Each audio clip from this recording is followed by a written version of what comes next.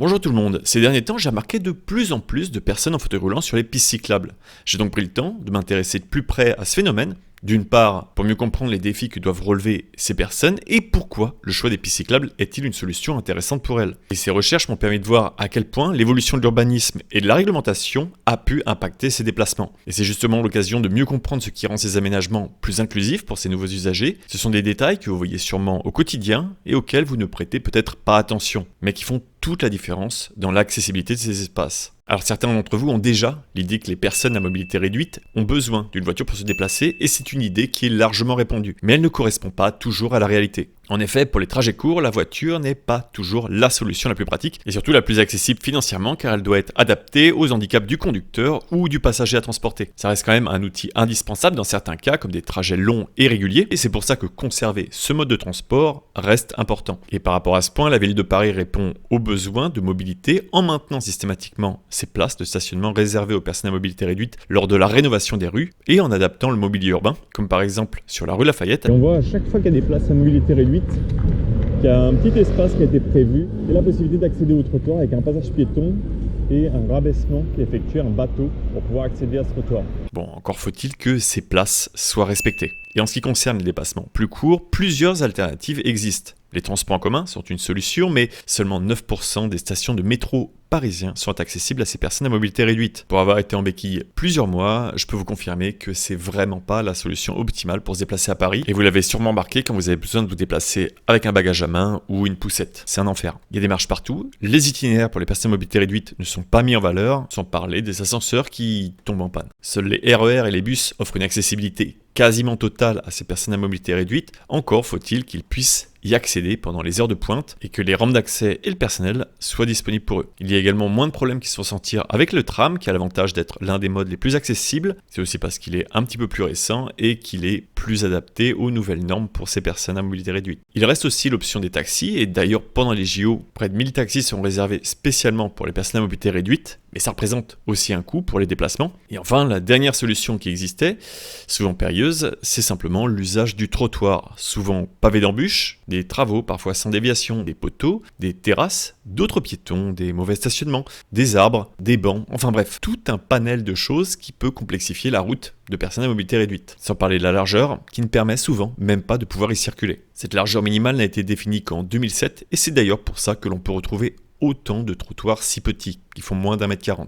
Et certaines villes, comme ici, ne semblent pas prendre en considération ces nouvelles normes, et ce sera donc aux usagers plus fragiles de s'adapter. J'étais obligé de conserver le stationnement et de le mettre sur le trottoir, parce que la voie était trop petite, c'était impossible de prévoir la végétation par exemple, ou d'imaginer de mettre les voitures dans les parkings. Bon, tout ça finalement pour arriver sur les aménagements cyclables, qui permet à ces personnes d'avoir une solution supplémentaire pour pouvoir se déplacer. Ce qu'il est intéressant de voir, c'est que l'évolution de ces fauteuils roulants et l'amélioration de ces déplacements ont été en partie permis grâce au déploiement des aménagements cyclables qui ont ouvert la voie à de nouvelles formes de mobilité. Car ces améliorations et usages des fauteuils roulants sont en grande partie détournés du secteur des vélos et EDPM, car le secteur du médical, lui, reste cher et peu accessible. Pour avoir des exemples concrets, il y a par exemple ces adaptateurs pour trottinettes qui ont permis d'équiper des fauteuils roulants et divers accessoires qui sont venus se greffer au fauteuil comme des sonnettes, des klaxons, des rétroviseurs et des pneumatiques plus confortables pour leurs usagers et pour leur permettre de se déplacer plus facilement sur ces aménagements cyclables. De plus, des vélos spéciaux conçus pour les personnes à mobilité réduite ont fait leur apparition, permettant de répondre à de nombreux besoins. Des tricycles pour adultes adaptés aux personnes qui ont besoin de plus de stabilité, des tandems pour des personnes ayant besoin d'être accompagnées dans leurs déplacements, à cause de la cécité par exemple, des vélos à main en position couchée ou assise qui permettent de pédaler avec les mains quand c'est impossible ou difficile avec les jambes. Je me suis mis du coup au handbike pour pouvoir me déplacer à vélo. Le premier handbike que j'ai acheté, je l'ai acheté à Paris. J'en avais marre de prendre la voiture parce que j'avais pas trop le choix. Je pense que je commençais un peu à péter les plombs en voiture. Des monopousseurs, vélos sans roue avant attachés à l'arrière d'un fauteuil roulant qui le pousse. Il existe donc un très large panel de solutions pour répondre à des besoins bien précis. Et ces innovations sont en partie permises par les incitations financières de l'État pour l'achat de vélos adaptés. Et indépendamment des handicaps, il y a également le vieillissement de la population à prendre en compte, qui nécessite également des solutions de mobilité pour leur permettre de garder leur autonomie. Des millions de personnes sont concernées et il est donc important de prendre maintenant en considération ce besoin. Et se dire que ces personnes ne peuvent pas utiliser le vélo pour se déplacer est encore un cliché bien ancré. Encore faut-il prendre le temps d'écouter les témoignages des personnes de cet âge qui utilisent ce mode de transport pour se déplacer au quotidien. J'ai découvert que appuyer sur les pédales ne me faisait pas souffrir et personne ne m'avait dit que je pouvais prendre un vélo. Personne. Je prends le vélo pour aller à l'arrêt de bus parce que pour moi, marcher plus de 250 mètres, ça m'est impossible. Donc le vélo va à l'arrêt de bus, il connaît le chemin, moi aussi, et je prends le bus pour faire les déplacements que je souhaite faire dans Lyon. Et c'est principalement grâce à des aménagements cyclables sécurisés et au développement massif du vélo qu'ils sont encouragés à pratiquer ce mode de transport, créant ainsi un cercle vertueux d'accessibilité, leur offrant plus d'autonomie. Bon, cependant, il y a quand même des questions qui se posent au niveau de la législation. Est-ce que ces personnes ont le droit de rouler avec leur fauteuil roulant sur les aménagements cyclables? Et quels problèmes cela pourrait poser? Le code de la route stipule que par défaut, un usager en fauteuil roulant circulant à la vitesse d'un piéton, soit 6 km/h ou moins, est considéré comme tel. Il est donc autorisé à utiliser les trottoirs et doit emprunter ceux-ci s'ils sont praticables.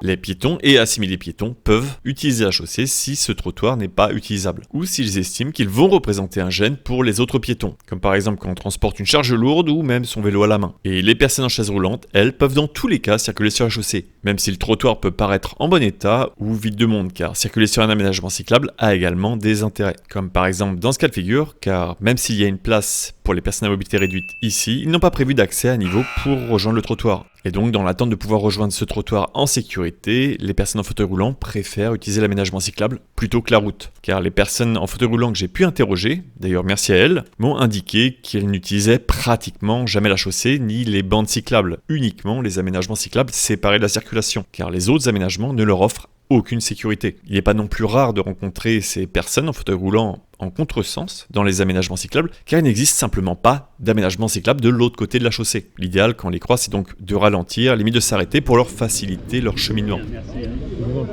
Là, dans ce cas de figure, par exemple, le trottoir était encombré et sur la gauche, il y avait une voie bus partagée, rendant impossible la circulation sécurisée de cet usager sur la route. Et dans ces précédentes situations, vous avez peut-être remarqué le problème, c'est que ces aménagements cyclables sont au niveau de la chaussée et complexifient ainsi le fait de sortir et de rentrer au gré de leur désir dans cet aménagement cyclable. Si l'aménagement cyclable était à la hauteur du trottoir, comme ici, ça poserait nettement moins de problèmes, permettant ainsi aux personnes en fauteuil roulant d'utiliser et sortir de l'aménagement à leur guise, et évitant au passage des détours. C'est d'ailleurs un aménagement largement adopté aux Pays-Bas qui permet de simplifier l'arrêt des usagers, aussi bien des cyclistes que des personnes à mobilité réduite. On peut comme ça facilement sauter ce petit bord qui s'appelle un rebord chanfreiné et s'arrêter sur le trottoir. Ça limite le problème de s'arrêter en plein milieu de la piste pour ensuite soulever son vélo et le ramener sur le trottoir. Il y a aussi la largeur de la piste qui joue un rôle important, simplifiant les dépassements et la sécurité entre les usagers. Il serait donc idéal d'utiliser ce standard pour les aménagements cyclables à Paris, c'est-à-dire une séparation de l'aménagement cyclable avec la circulation et une démarcation sur le trottoir au niveau de la hauteur. Ce séparateur chanfreiné permettant de sortir et accéder facilement à l'aménagement, une couleur différente pour indiquer l'aménagement et sa continuité sur les intersections,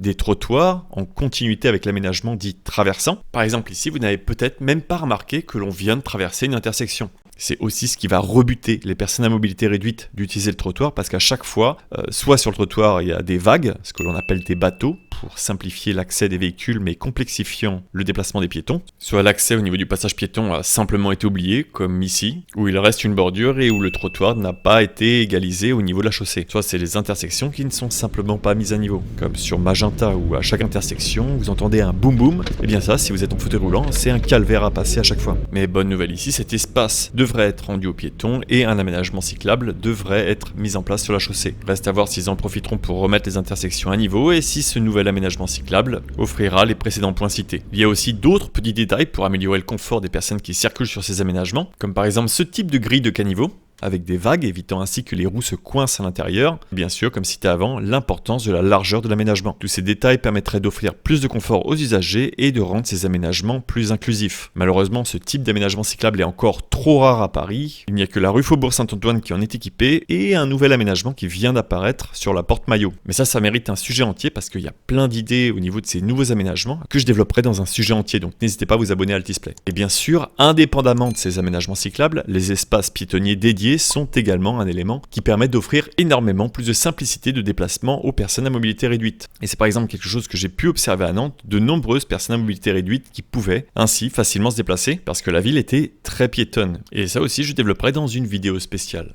Pour conclure, ce sujet sur les personnes à mobilité réduite est donc beaucoup plus large que je ne l'imaginais, incluant finalement une grande partie de la population, y compris les personnes âgées. Et connaître leurs besoins en déplacement est un premier pas pour trouver des solutions plus adaptées.